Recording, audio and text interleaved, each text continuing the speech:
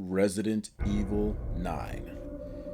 It is so crazy to think that it's just been over a week since that announcement at Summer Game Fest, and fans are still feeling the hype. I know I am. When the trailer first dropped and I saw that decayed structure of the RPD, my ass was literally bouncing off the damn walls. Not only are we gonna revisit the destroyed remains of Raccoon City, but now we have a new protagonist, FBI agent Grace Ashcroft, daughter of Alyssa Ashcroft from the Outbreak games. And I, for one, have got to say that it is so great to finally see that underrated spin-off title get the recognition it so rightfully deserves. Because I myself am a massive Outbreak fan. It is one of my favorite games in the series, and I adore it so much.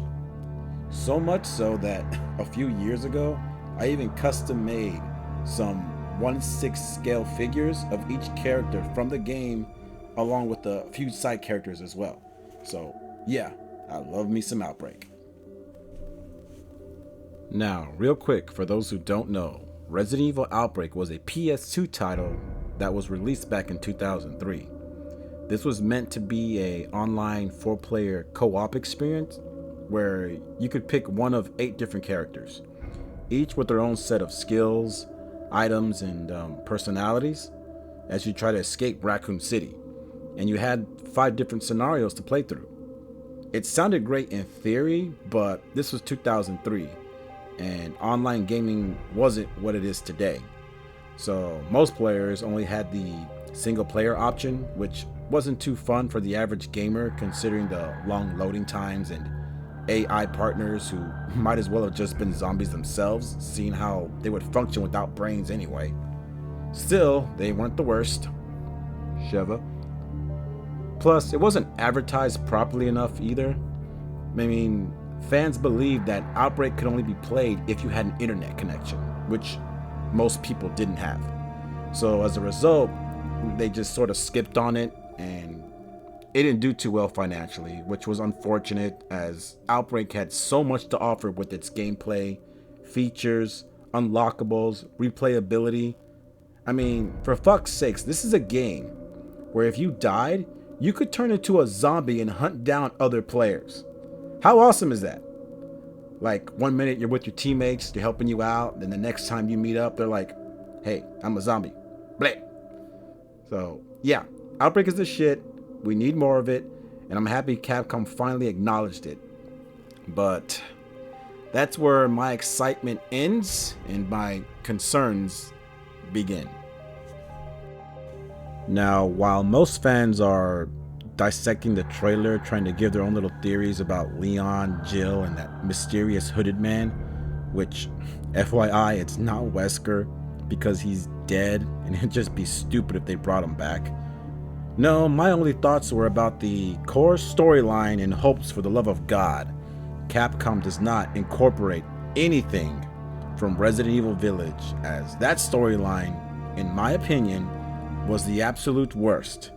Biggest pile of lazy, contrived, contradicting piece of shit in Resident Evil history.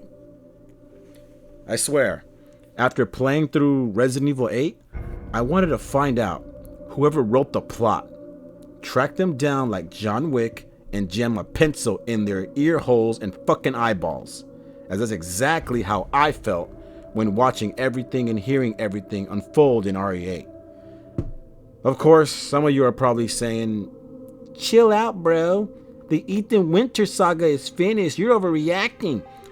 Yeah, and what a colossal waste of time that was.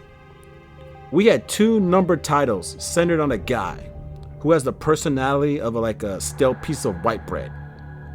Just for it to all end with us getting the Rose DLC.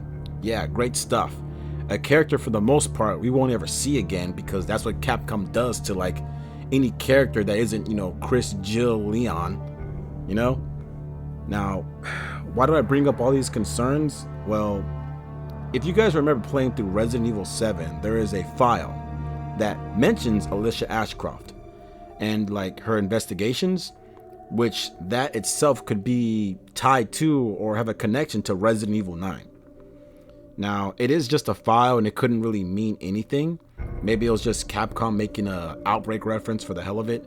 But if not, then that means, it is connected, and things, or rather elements like the molded, the Mega Myci, Ethan's bloodline, all that fantasy horse shit that has nothing to do with what Resident Evil is, all of that could very possibly make an appearance or play a crucial role in Resident Evil 9's story, which will end in another added failure to the already messy main storyline of the series.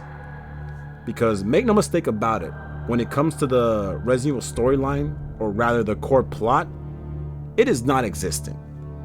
It's not there. You could ask any RE fan in the community or any YouTuber or whoever, ask them, what is the main plot? Who are the main heroes and villains? What is the main threat? What is the end game? They don't know, and I doubt Capcom themselves know either, which is evident in the fact that for the last few years, they have shown that they have no true direction or idea on where they want to take the series as a whole, and just seem to be making things up with every new game that's released. Which is why the main storyline itself just tends to get more and more complicated and ridiculous. Now, you could criticize the classic titles all you want, but at least they had a cohesive story. At least they had a main focus and a goal, which was to take down Umbrella. And with each game, from Resident Evil 1 all the way to Code Veronica, they all felt connected, like they were building up to an epic final showdown against Umbrella and Wesker. And it was amazing. It was fucking amazing, or at least it would have been, and the current Resident Evil games right now, they don't have anything close to that, which is a shame, because they should. Now, I know it sounds like I'm being a negative asshole, but truth is, I am keeping an open mind, because there's only about 8 months till RE9 gets released. And after hearing the news that players can freely switch between first and third person, I am very optimistic to see what else this new entry has with upcoming trailers and gameplay. Because I love Resident Evil, and I want it to succeed. I really do. Plus, on a side note, I don't believe Alyssa is actually dead. She is either being held captive or is that giant monster we've seen in the trailer. Because even though she's not like a big staple character like Leon, Chris, Jill, or Ada, I doubt that Capcom would just kill her off screen like that. Also, I believe that one or more of the original Outbreak characters, like Kevin and Yoko, will be appearing in this game. I also hope that it's Kevin that joins Grace to the Raccoon City ruins and not Leon, because Kevin's awesome and he needs his time to shine. Either way, things are definitely going to be very interesting leading into the next year. Well, everyone, that is all for now. Remember to stay safe out there and stay classy.